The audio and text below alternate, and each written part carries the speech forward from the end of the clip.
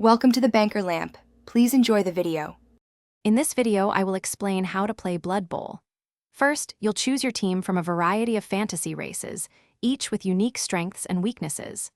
Then, you'll place your 11 players onto the pitch, facing your opponent's team.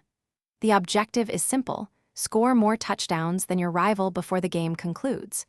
We'll cover the core mechanics, from moving your players to making those crucial blocks and passes, ensuring you're ready for your first match.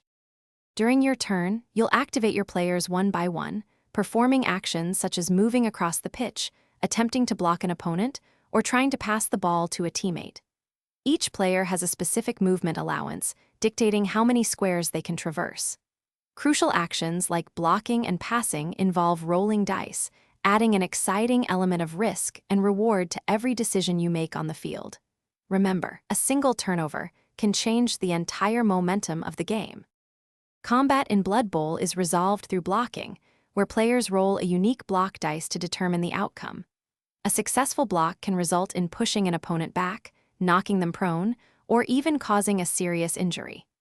Injuries vary from a simple stun, where a player misses their next turn, to more severe outcomes like being removed from the pitch or suffering a lasting characteristic reduction. Understanding these dice results is vital for strategic play. To win a game of Blood Bowl, your team must score more touchdowns than your opponent. A touchdown is achieved by having a player carry the ball into the opposing end zone.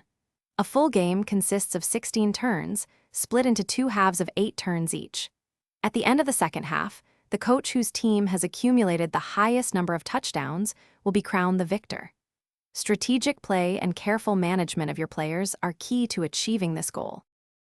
Thanks for watching. If this was helpful, leave a like and consider subscribing. See you next time.